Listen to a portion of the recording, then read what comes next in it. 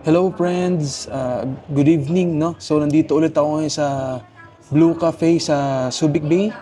So welcome sa module 2 natin. This time ituturo ko naman sa inyo kung paano mag-connect ng mga social media sa ating system. Let's go.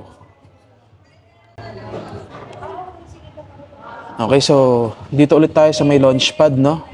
Dito sa may launchpad makikita natin meron ng mga guide dito. So pwede mo na i-connect dito yung Google Business Profile mo, pwede mo na i-connect yung Facebook, pwede mo na i-connect yung web chat widget, no, WhatsApp, pwede na rin yan. So yan, pwede mo nang i-connect dito. Pero mas may sasuggest ko, punta ka sa settings sa may lower left.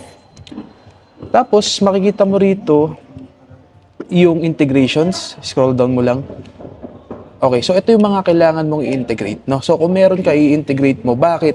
Para lahat ng mga message, mga contacts mula dun sa may social media na yan. Wari, sa Facebook, lahat na nagme-message yan, papasok siya dito sa contacts natin. So once nandito siya sa contacts natin, masasave na siya, part na siya ng leads mo. Pwede mo na siyang in-nurture, pwede mo na siyang sendan ng mga emails. So ganun, no? So start natin with the Google Calendar. So first of all, bago natin ma-connect ito, mas maganda i-connect nyo muna yung Google nyo. So dito, i-connect yung Google ko, sign in with Google. So it will take you here. Now, click nyo lang kung ano yung inyong i-connect na Google account. So for me, this account ang i-connect ko. So continue. Then scroll down, allow nyo lang siya. So it will take some time to load, ano. So minsan ila-log out ka niya. Ang gawin mo, balik ka na lang ulit dito sa may previous tab. And mapapansin mo, pag na-refresh mo yan, connected na yan. So delete ko lang to. It will take some time to be successful. Sometimes kung medyo matagal siya, ayun, eto, connected na siya. Yan. So kung pansinin nyo, nandiyan na siya, connected. So dito, kapag nag-run kayo ng Google Ads, pwede nyo i-connect dito kung anong ad account, parang gano'n yung tawag sa Google Ads. Hindi ako familiar sa Google Ads eh. So pero ilagay nyo rito. So click nyo lang, then click nyo rin dito. So sa akin walang data kasi hindi ako nag-Google Ads. No? And then kung gusto mo mag-add ng another Google, pwede kang mag-add. Click mo lang to. So try ko mag-add ng pangalawa. Add ko tong second email ko.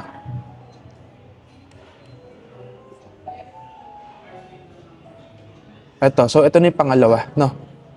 Ayan. So ito yung primary ko, ito yung secondary, pero connected na rin siya. Pwede nyo gawin siyang primary rin. So ganun. And next thing, ang i-connect natin is yung Google Calendar na. So take me there. Ang maganda kasi kapag na-connect mo na yung Google, parang automatic siya makakonect na rin to. Access you're not part of this account to get started. Okay. So i-add ko muna yung sarili ko bilang bilang member ng account na to.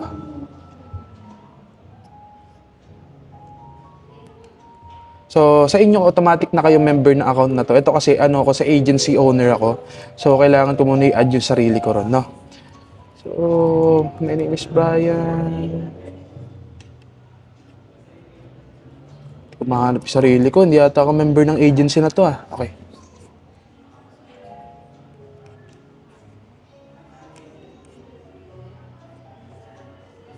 So, isang friend account.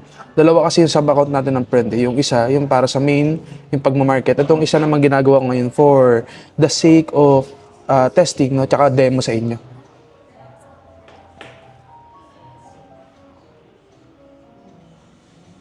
Okay, so let's go back sa Google Calendar. Punta ulit ako sa integrations. Click, take me there. So, mapupunta tayo sa ibang section yan. Ito, so, ayan ako yung stuff.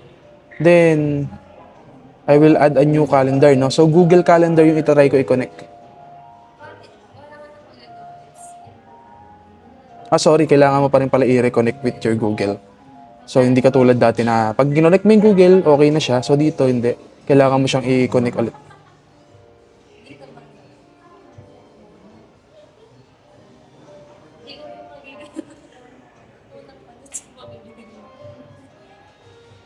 Okay, habang nag-load siya, yan na, nag-success na siya. So dito, i-check nyo kung ano yung nakalink na calendar. Kasi minsan maraming calendar sa isang account eh. So dito sa akin, ito. Ito to, yung primary ko ilalagay ko. So mangyari dito, lahat ng magbubook dito sa Google, sa system calendar, di ba meron tayong mga calendar dito? Calendar. So yeah, may tripping calendar, may personal meeting, may online presentation calendar. So, na-connect na siya, balik ako doon sa may settings, sa may profile, may calendar. Dito na lang ako ha, guys. Kasi nawala na ako doon. Pero dito siya pwedeng gawin sa may profile.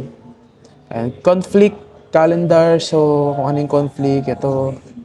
Ayan, click natin yan. May advanced setting pa rito. So, meron kasing two-way sync, no? Yung two-way sync, yung mga appointments din galing sa may Google Calendar, mapupunta rin dito sa system. So, parang, ano siya? Ganun, connected siya. So, kung mabubuk sa Google Calendar, mapupunta rito, mabubuk sa Google Calendar. Pero, kung ayaw nyo ipakita yung mga appointment nyo sa Google Calendar, ano nyo na lang, default sync nyo na lang, one-way sync. So, yan. Pero kasi, yun, so, kung medyo private, one-way sync talagang gagawin niya. Then, damay ko na rin dito sa may profile, scroll down nyo na rin. Dito sa may punta ako doon sa may settings ha. Settings, sa may profile. So, ilagay nyo na rin guys kung anong araw kayo available, no? Kasi kahit na sa calendar na ginawa natin, kung everyday available yung ginawa nyo ron, kung dito is Sunday or Saturday, hindi ka pwede. Hindi lalabas yung Sunday at Saturday. So, I suggest, i-allow nyo lahat yan. Tapos yung time, ayan, kung anong oras ka available. Update availability. Now, eto, calendar. Okay na yan. So, go back tayo. Punta tayo dito sa calendar. So, makikita nyo itong tripping calendar. So, edit nyo itong calendar. Then, scroll down. Tapos, one moment. Titignan ko saan siya i-connect sa inyong ginawang, ito, connection. Link to calendar. So, hindi siya na, ito, pwede mo na i-connect dito sa iyong email. Then, gawin mo siyang two-way, smart, or one-way. So, parang ganun din sa sinabi ko kanina yan. So, kahit one-way lang gawin mo. Save. Or kung medyo solo mo naman itong account, siguro pwede mo nang gawing two-way. Para talagang nag-merge yung calendar niya. So, yun. Na-connect ko na itong calendar na to sa aking Google. Then, let's go to another calendar, no? So, tripping calendar yung kanina. Gawin mo rin siya dito sa personal meeting. Yan. Edit calendar. Then, you go to the connections.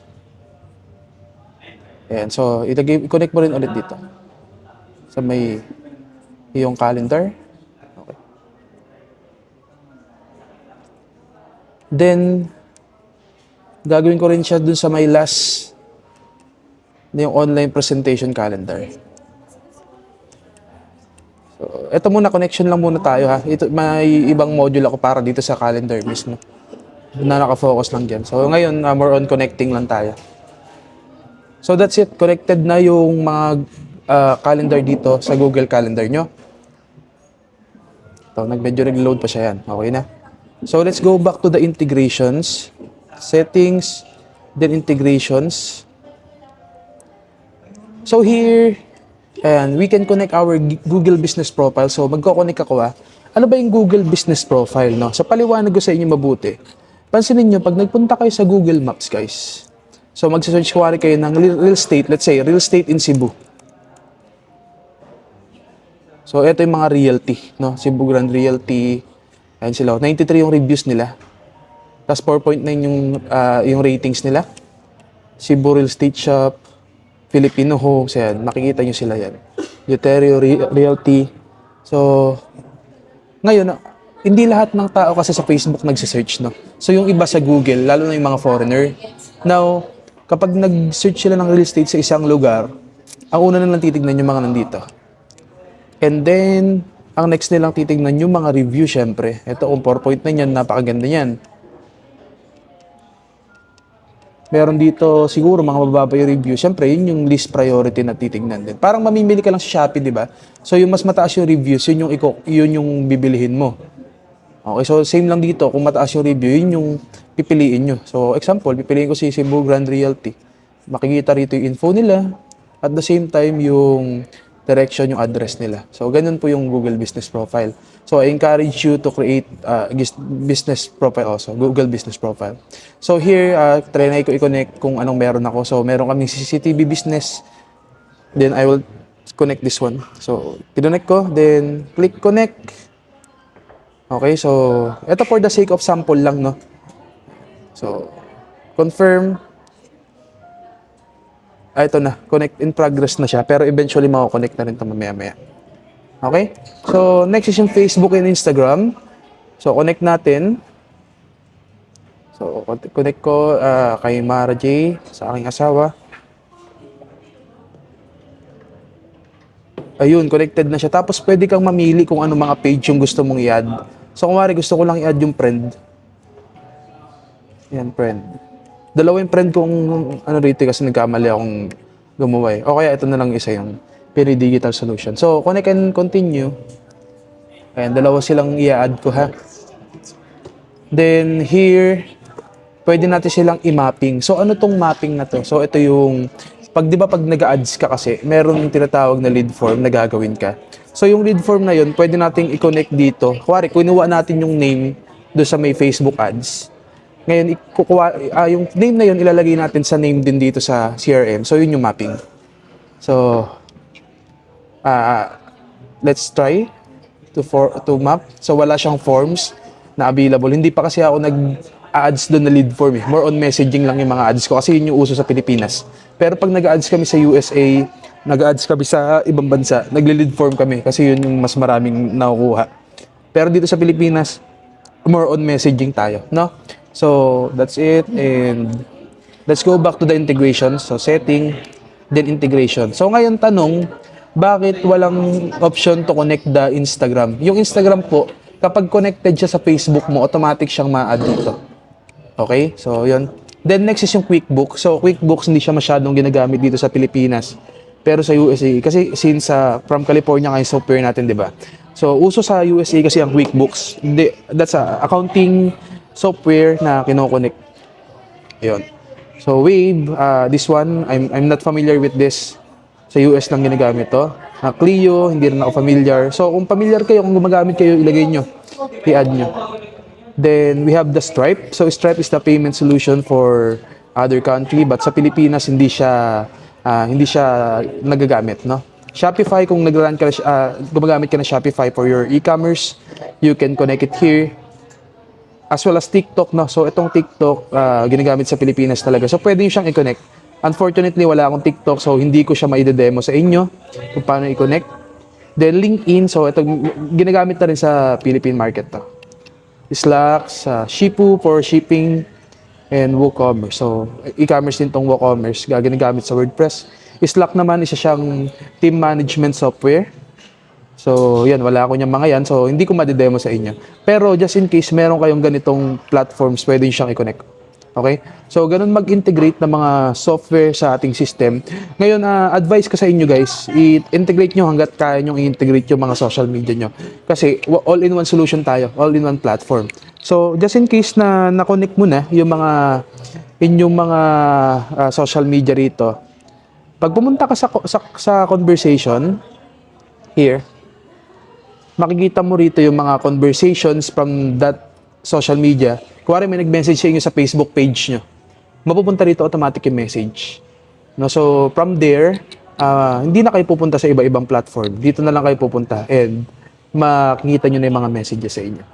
No, so, yeah, that's the social media integrations. Okay, so meron din tayong another social media integrations dito. Pero part na siya ng marketing eh. So next module ko na lang sa inyo ituturo 'yon. So I think that's it for our module 2. Madali lang. So, simple lang to. Hindi katulad ng module 1 natin na medyo mahaba. So, thank you so much and see you on module 3.